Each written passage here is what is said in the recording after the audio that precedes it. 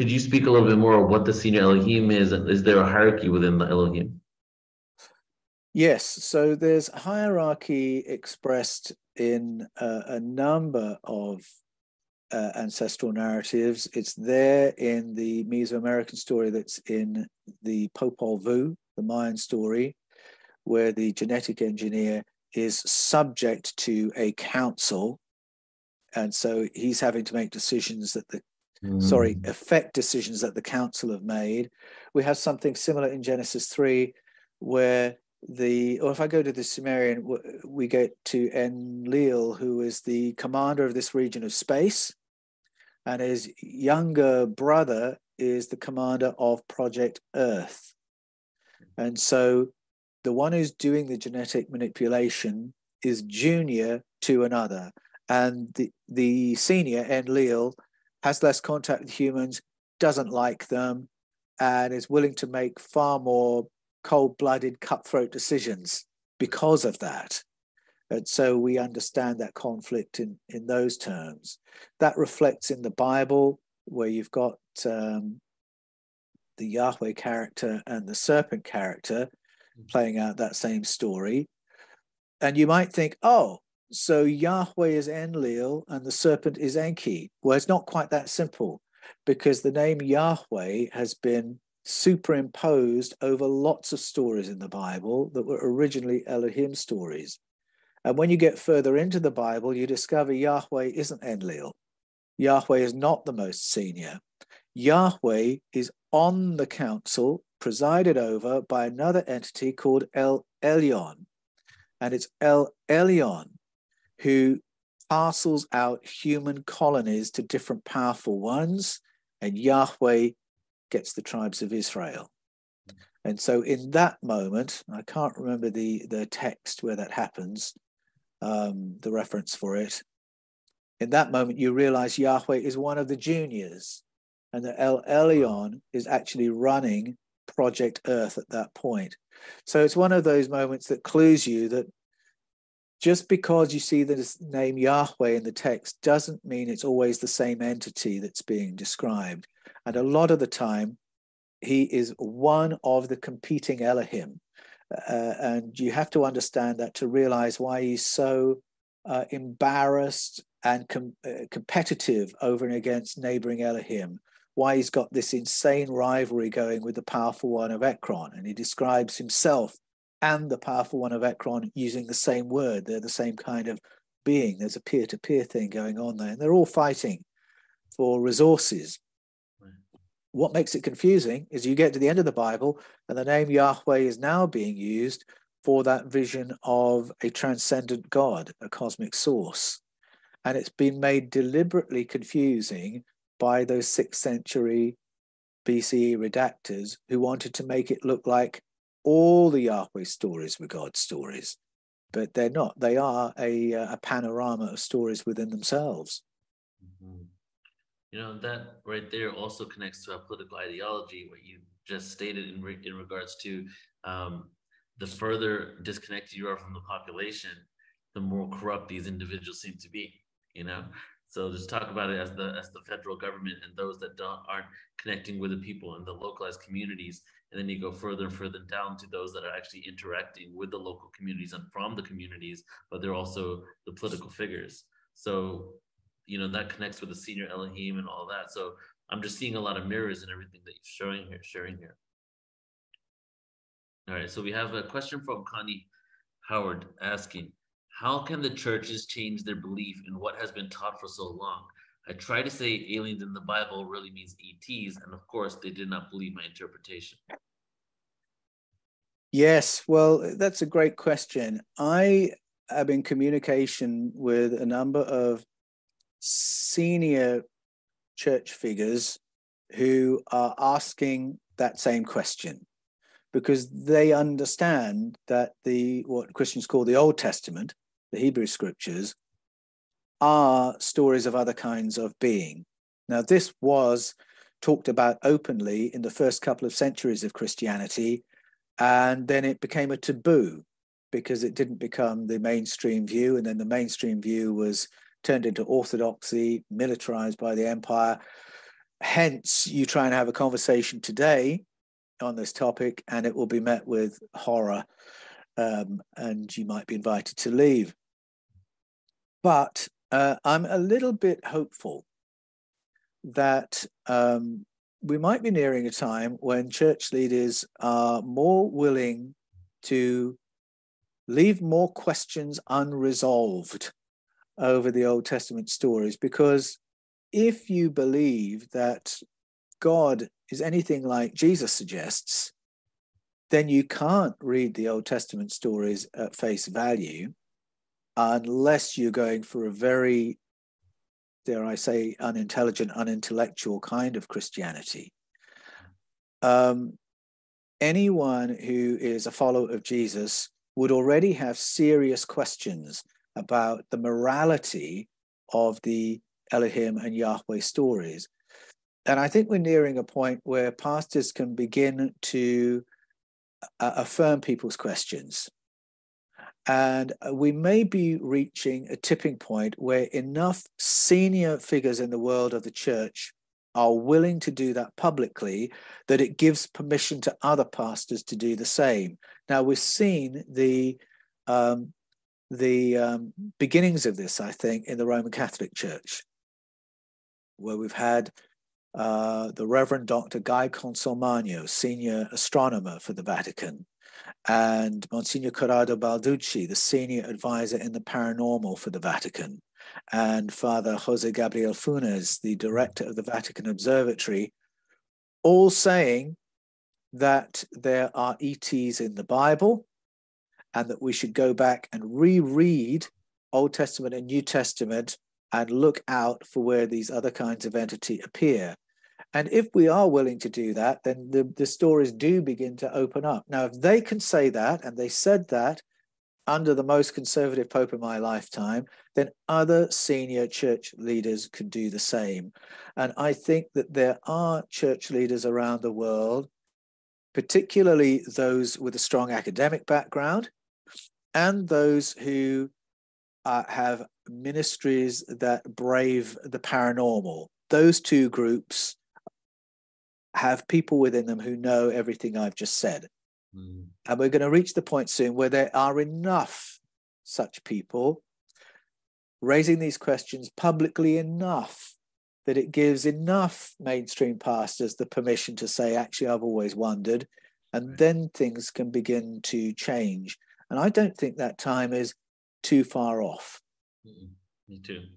You know, and as you're speaking again, more dots being connected. It's almost like, so 600 BCE, we have this monotheization of, you know, the ancient world. And then it's like Jesus came down almost to bring forward this awareness again and to remind everybody, you know, of what what they were leaving and going from. But this connects to, you know, one of our presenters here, Margaret Riglioso. She was on the Greek conference, but she does this whole presentation on the virgin births, right? And how there was an ancient priestess school that for thousands of years used to do certain rituals and ceremonies to create a portal in the womb to pull in souls from the Pleiades and give a virgin birth. And Pythagoras has this story, and so does Jesus. So if you look at the ancient mystery schools of the Immaculate Conception school during Jesus's time, that also connects to bringing in a soul from the Pleiades.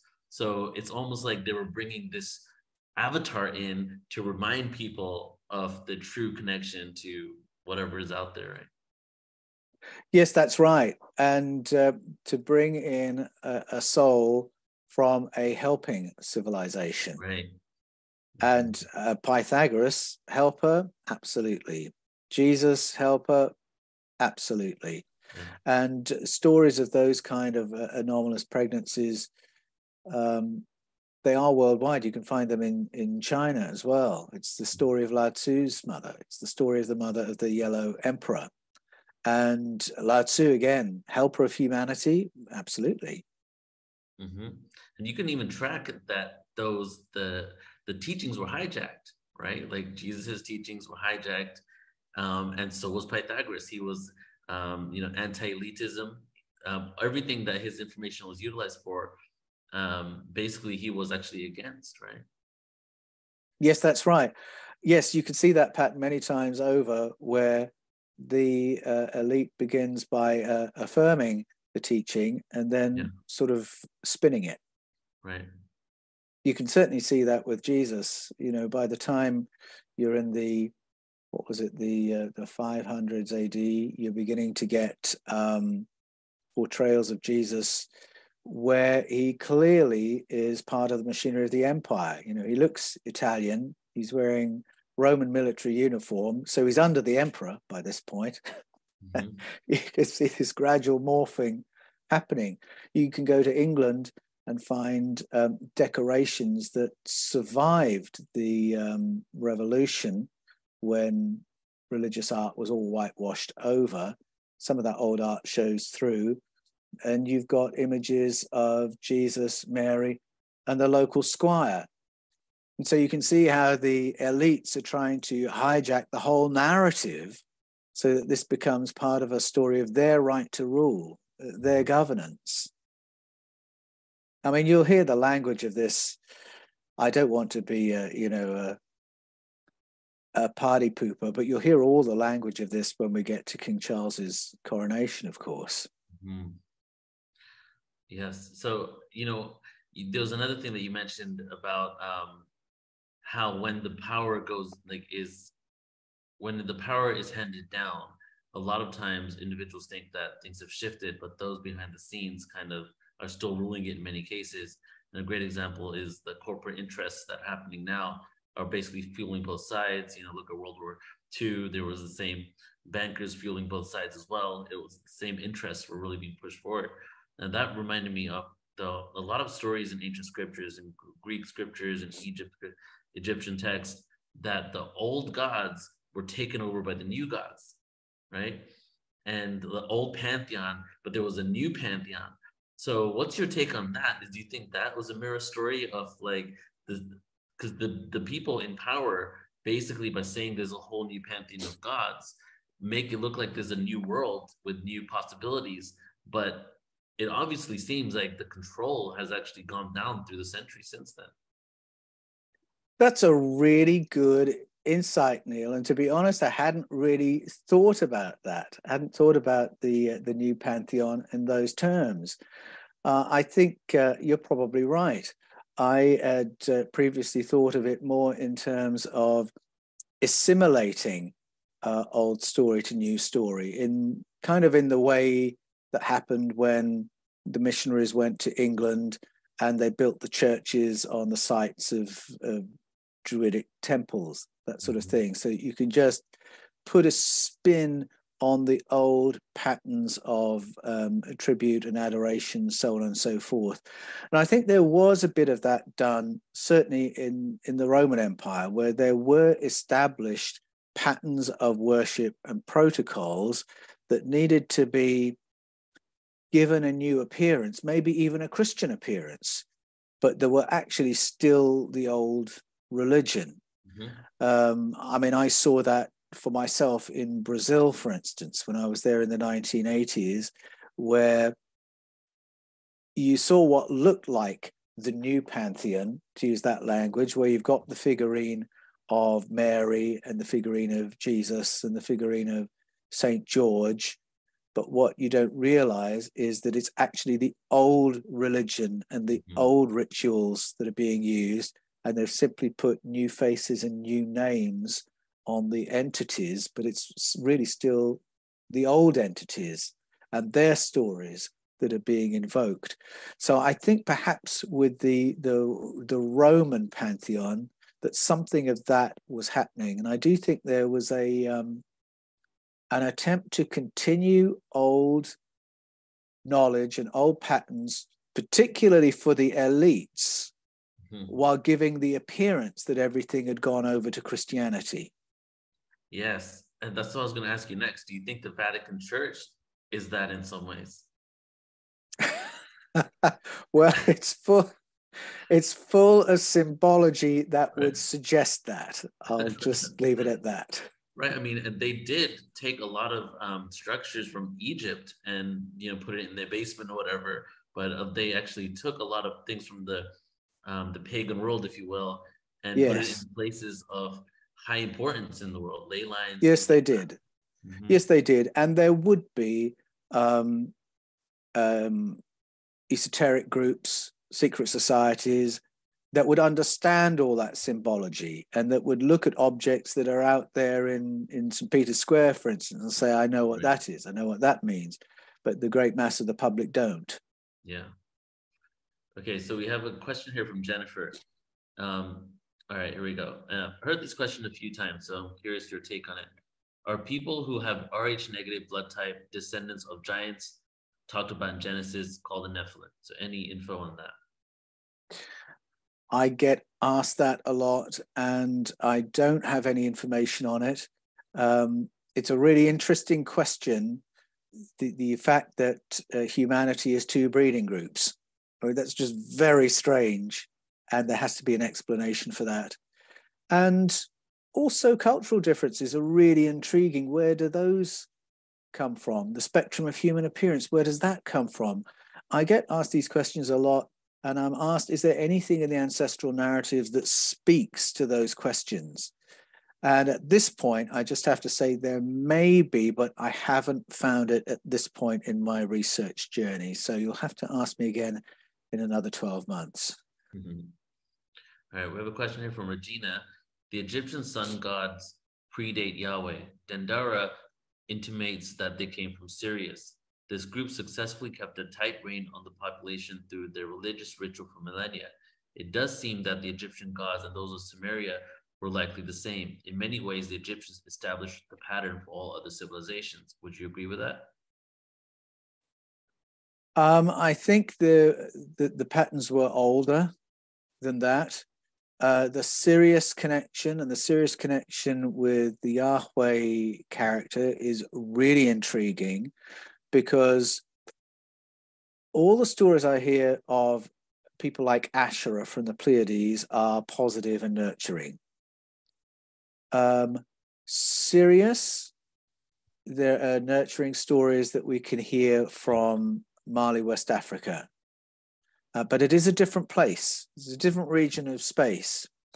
And I noticed when I was doing the research for Escaping from Eden that the oldest book in the Bible, or what many scholars think is the oldest book in the Bible, the book of Job, identifies 3 regions of space exercising power dynamics over what happens on planet Earth.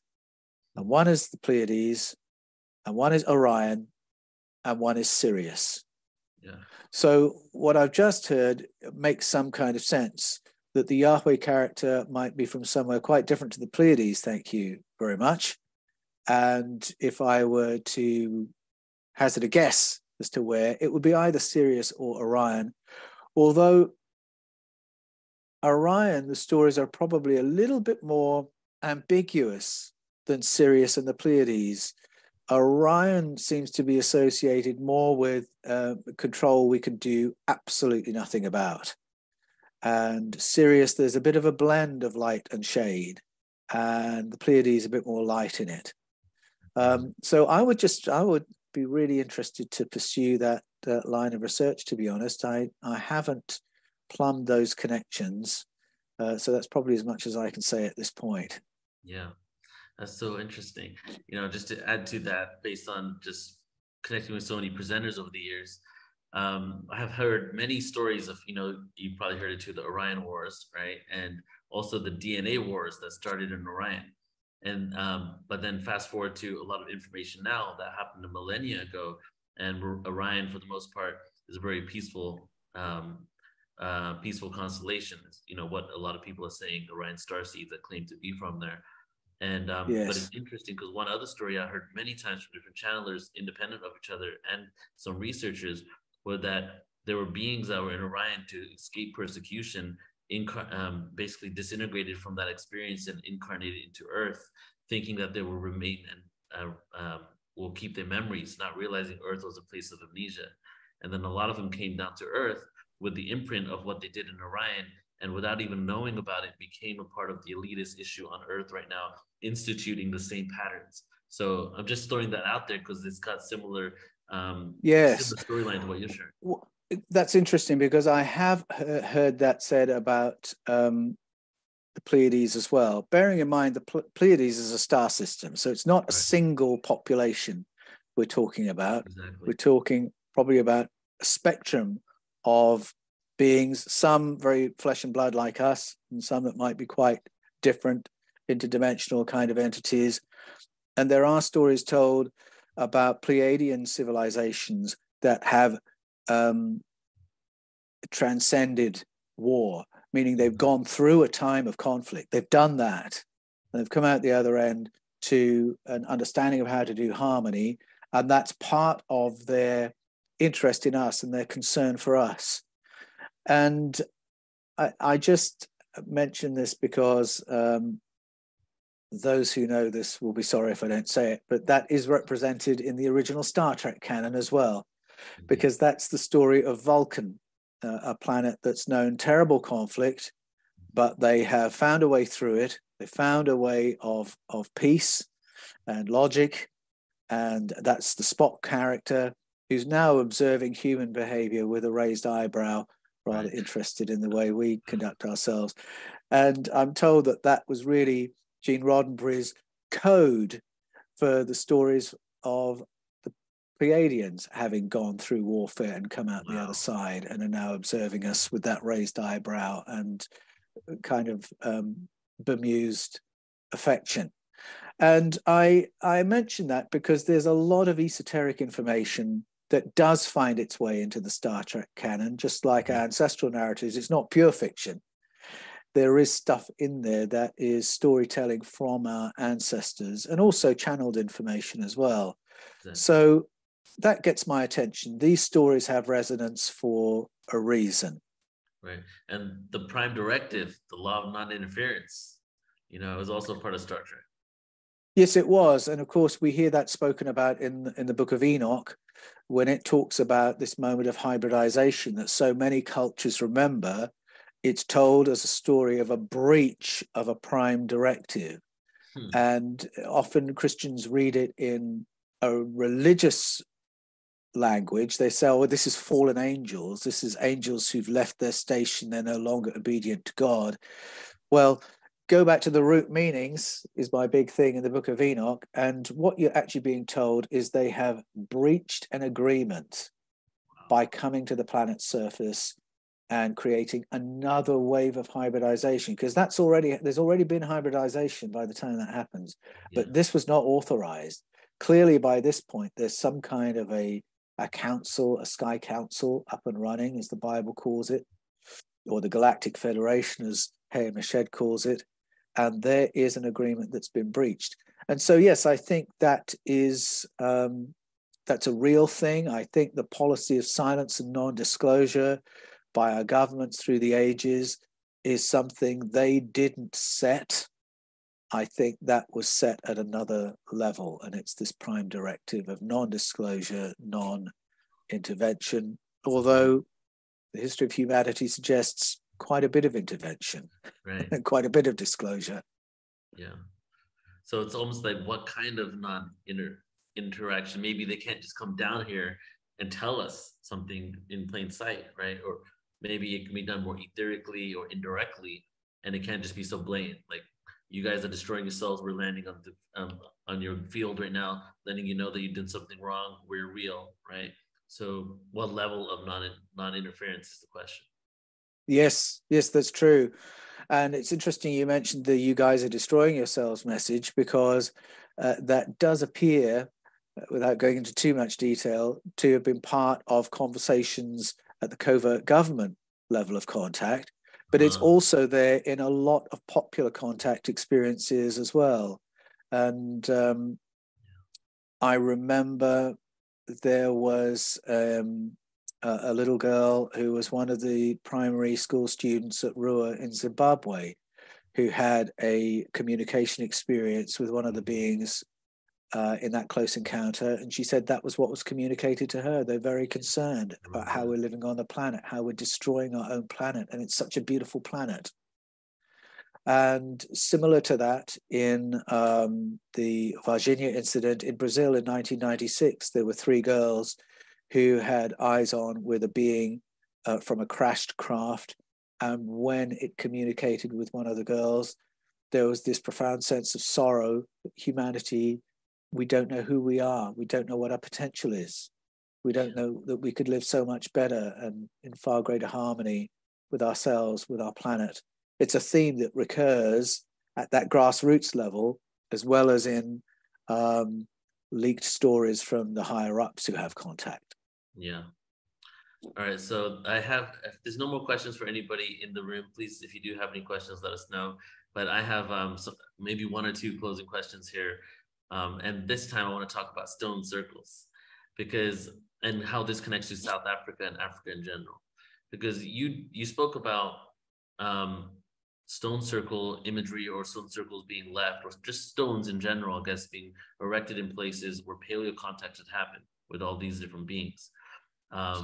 Then we also see a destruction of stone circles around the world.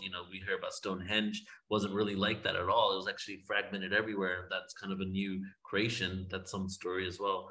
And then through Africa, right, South Africa, we have thousands of stone circles, but all the way across the West Coast is a different type of stone circle. And then we hear stories of, like, from Michael Tellinger and others, that there was an Anunnaki civilization, a colony in South Africa, and these were used as ancient gold mine operating digs or something along those lines. So just, putting all that information out there, what do you have to say about, stone structures in general, the ones in Africa? What are your thoughts about all of that? Yeah, well, I think there are 3 things that we can observe if we're looking at ancient stone structures. Very close to where I live, there are stone structures that are huge boulders that have been arranged on top of one another in a structure that I would defy any natural process to create. And if it's not natural, then it's pointing to technology that we don't understand. Mm-hmm. How were they lifted? Why were they done? They are the signature saying, we were here, from somebody. I don't know who, and it's very possible that my Aboriginal Australian friends in the region have an answer to that, but I've not been privy to that. So there's that kind of structure where you look and you think, what in the world and who in the world? There's a huge tower of giant boulders outside Jos in Nigeria, which is probably the most famous and the most impossible. I think the conventional story is, oh, this is all done through erosion, and there would have been other rocks and other stones around them originally, and they all got washed away when they were under the sea. Well, you don't end up with a pillar the size of the one in Jos by that method. So there's that. We were here. And then there's the stones that we erect to say they were here. And so those standing stones don't have to present in any particular shape.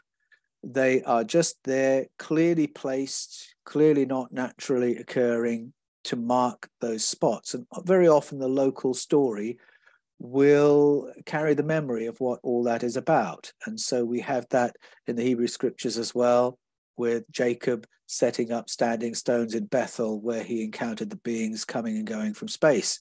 That's the Jacob's Ladder story.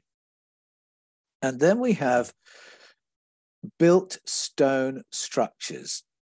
So Stonehenge, as you say, we now think was part of something much, much larger. So we've only got more questions about Stonehenge than ever we had before. And when we go to South Africa, it's not just South Africa, but it's a number of countries in the southern cone of Africa that are straddled by these stone circular structures that don't serve any purpose we can understand. They're not large enough or solid enough to be habitations. They don't have doorways to be pens for animals, and the structure's just too big for it to be that. It serves a purpose we don't understand. Michael Tellinger and Jan Heimer have done some very interesting work around the sonic properties of those circles. And the sound energy they generate is anomalous and raises the question of technology. Is this a technology that those who built it understood that we know nothing about? Was the sound technology used as a locomotion method, for instance? I mean, when I go back to the first set of stones where you pile them up, was it sound energy that moved those blocks rather than physical energy? Because there are no scars on the blocks. Why would you need a huge grid of locomotion through southern Africa using sound energy? Well, that's when you might make the connection with prehistoric gold mining in southern Africa. And this is the work of Michael Tellinger, well worth looking into if this piques your interest, that 200,000 years ago, when our ancestors were on the planet looking very much like you and me, but apparently not ready, not bright enough to farm or build cities, yet bright enough to work in somebody's mine, because obviously they didn't build the mines. Somebody built the mines. Somebody was mining gold. Our ancestors were there. There are hints of memory in the Bible and in other narratives of our ancestors being somebody else's workforce. You put all that together, and I think you've got a picture of colonization, gold mining, enslavement, and then a technology to move what's mined around southern Africa and potentially off planet to somewhere else. That's my guess. That's nothing I can prove, but on the basis of what's been found so far, I think that's where those stone structures fit in. They are part of a technology, and that technology may be related to an industry of ancient gold mining. Right. You know, what it was or wasn't, right? We can speculate on, we can look at ancient texts, but one thing's for sure that you spoke of, what is that it's anomalous, right? These things are vibrating in a gigahertz level that is not possible by anything natural on Earth at this point, right? That's Michael Tellinger's research. Yes, that's right. And if we went in with ears that could hear at different frequencies, the volume of that sound would be between having a vacuum cleaner in your room and having a 747 flying overhead. So it's very significant sound energy. Right. So beautiful, man.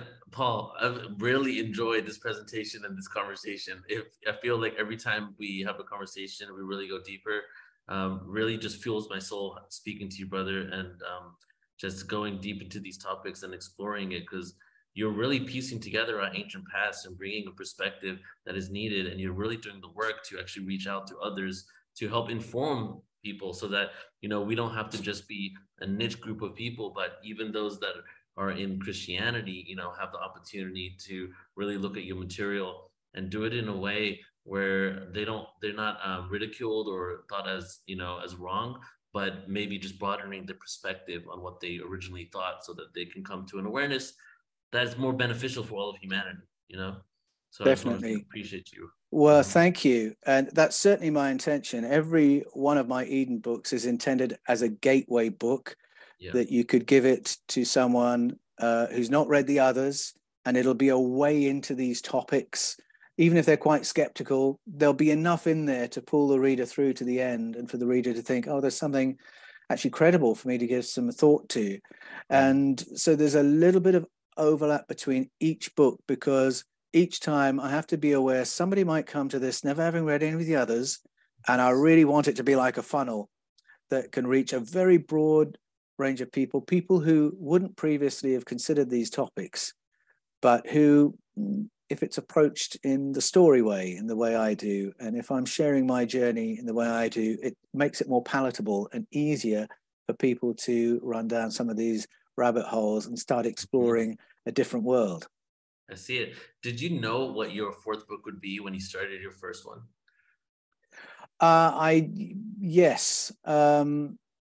Yes, I had it really at the back of my mind from escaping from Eden, that once you say there's paleo contact in the Bible and it changes how we read the stories, it raises the obvious question, well, what was the Bible about? Right. Was it the book we think it is, but it's got paleo contact in it? Or was it actually something totally different to what we think it is? And so I knew at some point I'd have to circle back and take that question on. And that's what I do in the Eden series. Mm-hmm. But in a way that you don't have to be that interested in religion or the Bible to read it. I mean, a lot of what I talked about was geopolitics. And a lot of what I talk about is human potential. So there are lots of different hooks that might pull a reader in and begin to see how these topics actually do join up with one another. Right, exactly. Yeah, when you started off and you're talking about Ghana, I was like, where's he going with this one? And it's genius. Like, you really took us from the ancient past, deciphered, the ancient text, what it could really be. Now you've gone even deeper into showing that there was actually a time where even the monotheistic religion that we hold as the idolized monotheistic religion actually had multiple priesthoods, multiple deities, and all of that stuff. And then you found a way to connect it to modern day politics and what's going on the planet, and how that there are other templates that we could follow that doesn't have to be based on this power structure that we're under right now. So genius, brother. So thank you so much again for everything, man. And just, you want to let everybody know before we close out, any closing words and where everybody can find out more about you? Well, you can find me on The Fifth Kind on YouTube, and my other channel is just called the Paul Wallis channel. We're setting up a new website for The Fifth Kind, so come and join us there. You can find my books, Escaping from Eden, The Scars of Eden, Echoes of Eden, at Amazon, Kindle, and wherever books are sold. And my website, paulanthonywallis.com, Anthony with an H and Wallis, W-A-L-L-I-S, paulanthonywallis.com. If you want to do coaching with me, that's the place to go. Go to my website and we'll get into a conversation. Beautiful. Paul, I always appreciate our time together, brother. Thank you so much. Likewise. Thanks for having me on. And it really is my pleasure and privilege to include you in the next book, and give a shout out to what you're doing, Neil, because I absolutely love Portal to Ascension. Thank you so much. Are you able to tell me what you wrote, or do I have to wait till the book comes out? No, you'll have to read it. Have to read the book. Okay, I'll do it. All right, man. Thank you so much, Paul. We'll talk later. All the best. Okay. Bye. Take care, brother.